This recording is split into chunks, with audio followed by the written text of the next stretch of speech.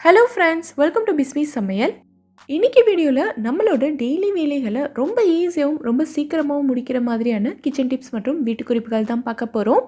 இன்னைக்கு நான் சொல்லக்கூடிய டிப்ஸ் எல்லாமே உங்களுக்கு ரொம்ப ரொம்ப புதுசாகவும் உங்களோட வேலைகளை ரொம்ப ஈஸியாக்குற மாதிரியும் இருக்கும். என்னென்ன டிப்ஸ்ன்னு பார்க்குறதுக்கு முன்னாடி நீங்கள் நம்மளோட வீடியோவை இப்போ தான் ஃபஸ்ட் டைம் பார்க்குறீங்கன்னா நம்மளோட பிஸ்மி சமையலுக்கு சப்ஸ்கிரைப் பண்ணுங்கள்.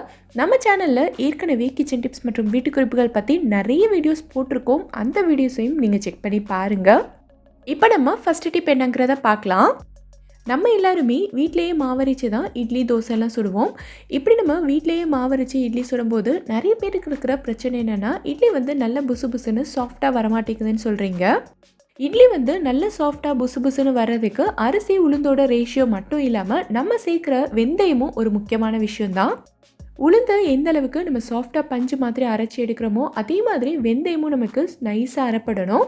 இந்த வெந்தயத்தை அரிசியோடையோ உளுந்தோடையோ சேர்த்து ஊற வைக்காமல் தனியாக ஒரு பவுலில் ஊற வச்சு எடுத்துக்கோங்க. நீங்கள் எப்போவுமே அரிசி உளுந்து எவ்வளோ நேரத்துக்கு ஊற வைப்பீங்களோ அதே அளவுக்கு ஊற விட்டுக்கலாம்.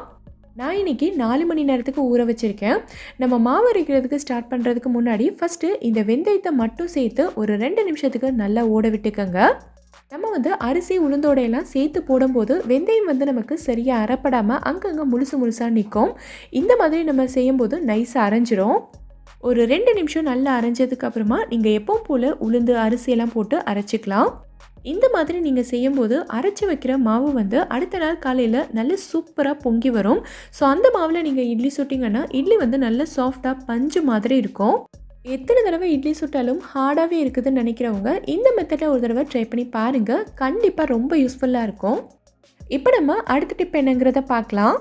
நம்ம வீட்டில் குழந்தைங்களை ஸ்கூலுக்கு அனுப்புறதுக்கோ இல்லை நீங்களே ஆஃபீஸ் போகணுன்னாலும் காலையில் அவசரமாக எழுந்திரிச்சு எல்லா வேலையும் செஞ்சு சமைச்சிட்ருப்போம். இப்படி நம்ம அவசரமாக வேலை செஞ்சிட்ருக்கும்போது லஞ்ச் பாக்ஸில் பொரியெல்லாம் கொடுத்து அனுப்பணுன்னா நம்ம அந்த நேரத்தில் மெதுவாக உட்காந்து காயெல்லாம் கட் பண்ணிகிட்டு இருக்க முடியாது. ஸோ பொரியலுக்கு காய் கட் பண்ணுறதுக்கு ரொம்ப ஒரு ஈஸியான ஐடியா தான். நான் இன்றைக்கி கேரட் தான் எடுத்திருக்கேன்.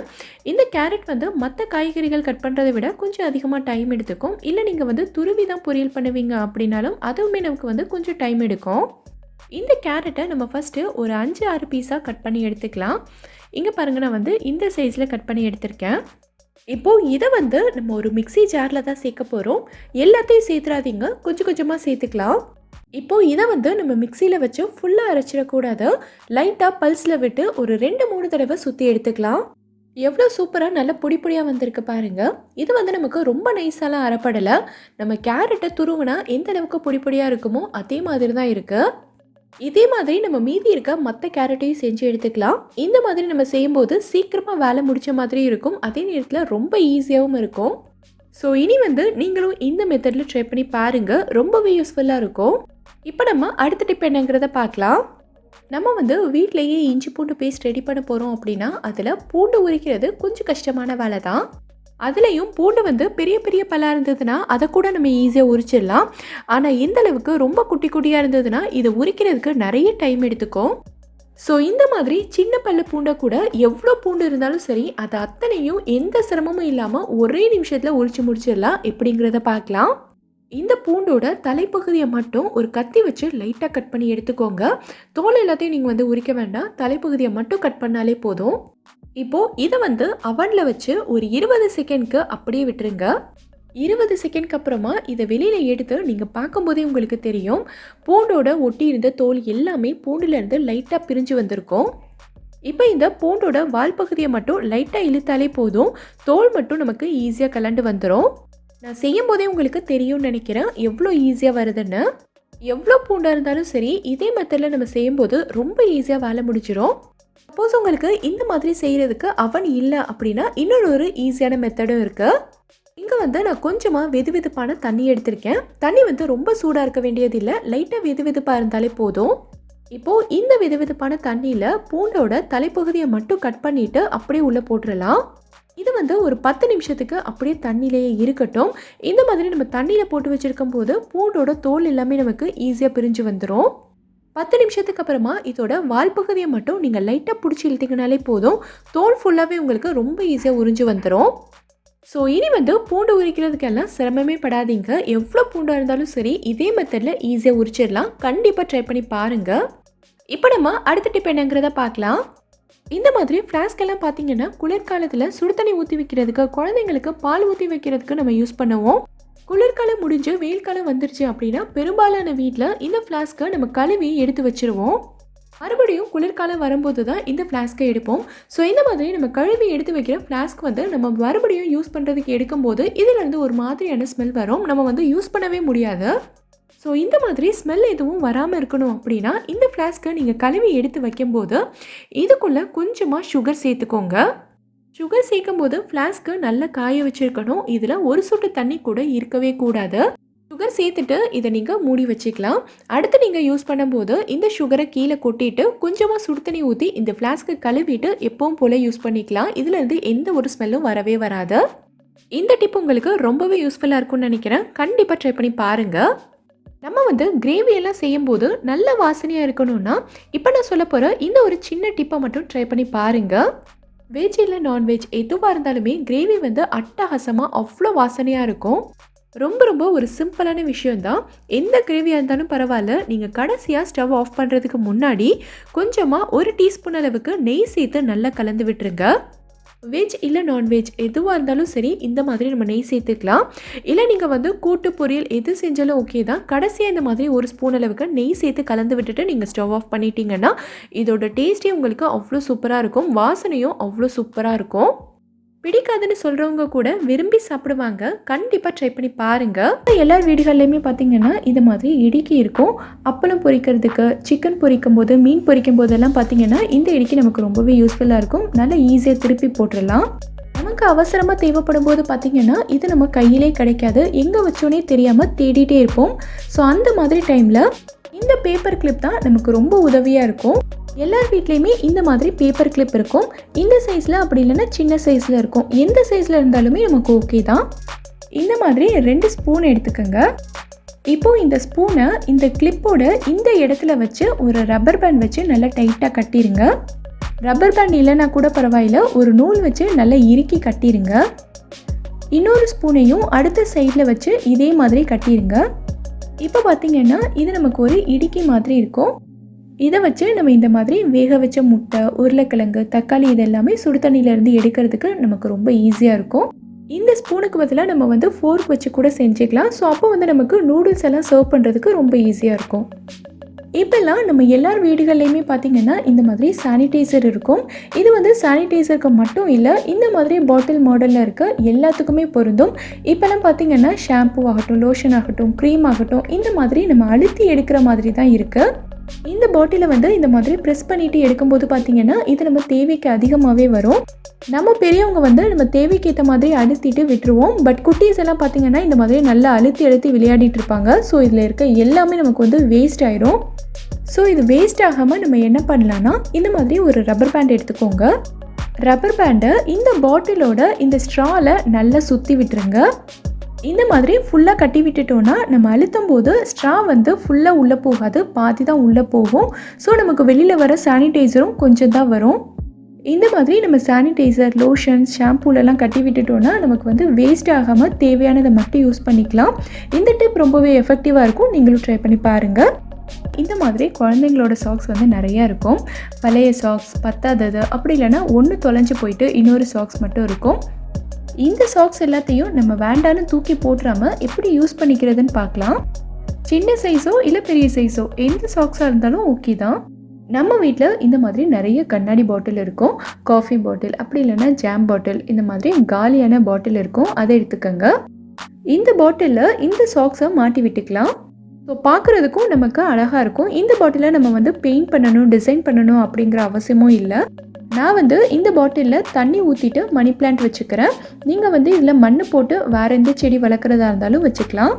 சப்போஸ் இந்த பாட்டில் வந்து கைத்தவறி கீழே விழுந்து உடஞ்சிட்டாலும் உடஞ்ச கண்ணாடி துகள்கள் எல்லாமே இந்த சாக்ஸ்குள்ளே தான் இருக்கும், வெளியில் தெரிக்காது. ஸோ நமக்கு க்ளீன் பண்ணுறதும் ஈஸியாக இருக்கும். கண்ணாடி பாட்டிலில் மட்டும்தான் நம்ம இந்த மாதிரியெல்லாம் செய்யணும்னு கிடையாது, பிளாஸ்டிக் பாட்டிலையும் மாட்டிக்கலாம். இங்கே பார்த்தீங்கன்னா இது வந்து நான் பிளாஸ்டிக் பாட்டிலில் தான் சாக்ஸ் மாட்டி வச்சுருக்கேன். நான் வந்து இதில் இந்த மாதிரி பென்சில்லாம் போட்டு வச்சுருக்கேன்.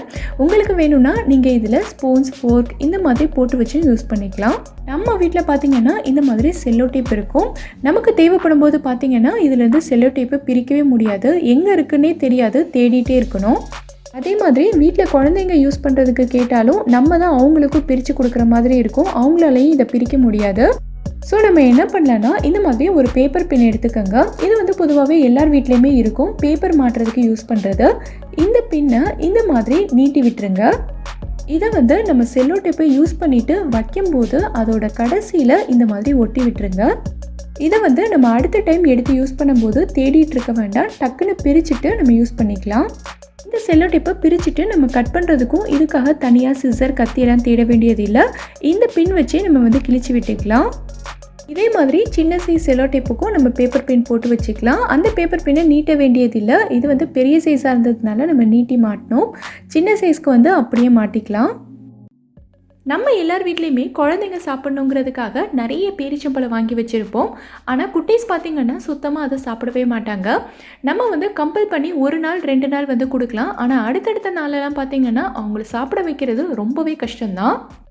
நம்ம வாங்கி வைக்கிற டேட்ஸுமே ரொம்ப நாள் அப்படியே கடந்து வேஸ்ட் ஆகிற மாதிரி இருக்கும். ஸோ அந்த மாதிரி நேரங்களில் நான் சொல்கிற மாதிரி நீங்கள் செஞ்சு கொடுங்க, டேட்ஸ்னே தெரியாத அளவுக்கு அவ்வளோ சூப்பராக இருக்கும், விரும்பி கேட்டு வாங்கி சாப்பிடுவாங்க, பார்க்குறதுக்கும் ரொம்ப அழகாக இருக்கும். ஸ்டவ்வில் ஒரு பேன் வச்சு லைட்டாக சூடு பண்ணியிருக்கேன். பேன் லைட்டாக சூடானதுக்கப்புறமா இதில் 3 டேபிள் ஸ்பூன் அளவுக்கு கசகசா சேர்த்துருக்கேன். இந்த கசகசாவை நீங்கள் ட்ரை ரோஸ்ட் தான் பண்ணணும், இதில் வந்து நெய்யோ எண்ணெயோ சுத்தமாக சேர்க்கவே கூடாது. பேனை வந்து நல்லா குறைச்சி வச்சு இதை நல்லா வறுத்துக்கோங்க. நல்லா வறுத்ததுக்கப்புறமா ஒரு பிளேட்டில் மாற்றிக்கலாம். அதே பேனில் 1 டீஸ்பூன் அளவுக்கு நெய் சேர்த்துருக்கேன். இதில் கொஞ்சமாக கட் பண்ண முந்திரி, குட்டி குட்டியாக கட் பண்ண பிஸ்தா, அப்புறம் கட் பண்ண பாதாம் எல்லாத்தையும் சேர்த்து லைட்டாக வறுத்துக்கலாம். இந்த முந்திரி பாதாம் பிஸ்தா எல்லாமே நான் வந்து 20 தான் சேர்த்துருக்கேன், உங்களுக்கு வேணும்னா நீங்கள் வந்து அதிகமாக சேர்த்துக்கலாம். இது வந்து லைட்டாக பொன்னிறமானதும் இதை வேற ஒரு பிளேட்டுக்கு மாற்றி வச்சுக்கலாம். அடுத்து மறுபடியும் 1 டேபிள் ஸ்பூன் அளவுக்கு நெய் சேர்த்துட்டு இதில் 30 பேரிச்சம்பழத்தை குட்டை எல்லாத்தையும் எடுத்துட்டு ஒரு மிக்ஸி ஜாரில் சேர்த்து லைட்டாக அரைச்சி வச்சுருக்கேன், அதை உள்ளே சேர்த்துக்கிறேன். இந்த டேட்ஸை நீங்கள் நெய்யோடு சேர்த்து நல்லா மிக்ஸ் பண்ணி விட்டுக்கிட்டே இருக்கணும். இந்த டேட்ஸை நம்ம அரைச்சி எடுக்கும்போது மிக்சியில் சரியாக அரைப்படலைன்னு சொல்லிட்டு தண்ணியோ பாலோ சுத்தமாக சேர்க்காதீங்க, அப்படியெல்லாம் சேர்க்கவே கூடாது. இது வந்து நமக்கு நைஸாலாம் அரைப்பட்டு வராது, மிக்சியில் சேர்க்கும் போது 1-2 மாதம் அரைப்படும், அப்படியே நீங்கள் வந்து எடுத்துக்கோங்க. இந்த டேட்ஸில் நமக்கு சூடு ஏற ஏற இது வந்து நல்லா லூஸ் ஆகி நமக்கு இலகி வரும். பார்க்கும்போதே உங்களுக்கு தெரியும்னு நினைக்கிறேன், நான் சேர்க்கும் போது நல்லா டைட்டாக இருந்தது, இப்போ வந்து கொஞ்சம் லூஸாக இருக்குது. ஸ்டவ்வை வந்து நல்லா குறைச்சி வச்சு வறுத்துக்கோங்க. இந்த மாதிரி நல்லா லூஸ் ஆகி வரும்போது நம்ம வறுத்து வச்சுருந்த கசகசா பாதாம் பிஸ்தா முந்திரியை இதோட சேர்த்துக்கலாம். இந்த கசகசா ட்ரை ஃப்ரூட்ஸ் எல்லாம் மொத்தமாக சேர்த்துற வேண்டாம், கடைசியாக நமக்கு வந்து கொஞ்சோண்டு கசகசாவும் ட்ரை ஃப்ரூட்ஸும் தேவைப்படும். ஸோ அதை மட்டும் தனியாக எடுத்து வச்சுட்டு மற்ற எல்லாத்தையும் இதோட சேர்த்துக்கலாம். இது கூடவே கொஞ்சமாக நான் வந்து ஏலக்காய் பவுடரும் சேர்த்துக்கிறேன். ஸோ சேர்த்தோன்னா நல்ல வாசனையாக இருக்கும். இப்போ இது எல்லாத்தையும் சேர்த்து நல்லா கிளறி விட்டுக்கலாம். பார்க்கும்போது உங்களுக்கு சரியாக மிக்ஸ் ஆகாத மாதிரி தான் இருக்கும், நீங்கள் கிளறி விட்டுக்கிட்டே இருக்கும்போது எல்லாமே ஒன்றா சேர்ந்து வந்துடும். எல்லாமே ஒன்றா சேர்ந்து வந்ததுக்கப்புறமா இது கூட 1 டேபிள் ஸ்பூன் அளவுக்கு நெய் சேர்த்துட்டு ஸ்டவ் ஆஃப் பண்ணிக்கோங்க. இப்போ இதை வந்து 5 நிமிஷத்துக்கு நல்லா ஆற விட்டுக்கலாம். இதை வந்து ரொம்ப நேரத்துக்கு ஆற விட்டுறாதீங்க, இது நமக்கு கை பொறுக்கிற சூட்டில் வந்ததுக்கப்புறமா ஒரு பிளேட்டில் மாற்றிக்கோங்க. இப்போது 2 கையிலையும் கொஞ்சமாக நெய் தடவிட்டு இதை வந்து நம்ம ஒரு சிலிண்டர் ஷேப்பில் உருட்டிக்கலாம். இதை வந்து நீங்கள் குட்டி குட்டியாக லட்டு மாதிரி உருட்டுறதா இருந்தாலும் உருட்டலாம். நான் வந்து நல்ல ஒரு அழகான ஷேப் கொடுக்கணுங்கிறதுக்காக இந்த மாதிரி உருட்டிகிட்ருக்கேன். இதை வந்து அப்படியே விட்டால் நல்லா இருக்காது, ஸோ பார்க்குறதுக்கு நல்லா அழகாக இருக்கணுங்கிறதுக்காக நம்ம மீதி எடுத்து வச்சுருந்த கசகசாவையும் ட்ரை ஃப்ரூட்ஸையும் கொஞ்சமாக இந்த மாதிரி ஸ்ப்ரெட் பண்ணி விட்டுக்கோங்க. இப்போ இது மேலே லைட்டாக அழுத்தம் கொடுத்து உருட்டினீங்கன்னா இது எல்லாமே ஈஸியாக ஒட்டிக்கும். ஸோ பார்க்குறதுக்கே எவ்வளோ அழகாக இருக்குது பாருங்கள். வேலை வந்து இவ்வளோ தான், இது வந்து நம்ம பீஸாக கட் பண்ணால் வேலை முடிஞ்சிடும். ஆனால் இப்போ வந்து இதை கட் பண்ண முடியாது, கட் பண்ணோன்னு நமக்கு வந்து சரியான ஷேப் கிடைக்காது. ஸோ இந்த மாதிரி ஒரு டிரான்ஸ்பரண்ட் ஷீட்டில் சுற்றி இதை வந்து ஃப்ரிட்ஜில் வச்சிடலாம். 30 நிமிஷத்துக்கு நீங்கள் ஃப்ரிட்ஜில் வச்சாலே போதும். 30 நிமிஷத்துக்கு அப்புறமா இதை ஃப்ரிட்ஜில் இருந்து வெளியில் எடுத்துகிட்டு இப்போ நம்ம கட் பண்ணால் ரொம்ப ஈஸியாக வரும். நான் கட் பண்ணி காட்டுறேன் பாருங்கள், பார்க்குறதுக்கே எவ்வளோ அழகாக இருக்குன்னு. அவ்வளோதான், நம்மளோட டேட் ஸ்வீட் இப்போ சூப்பராக ரெடி ஆயிடுச்சு.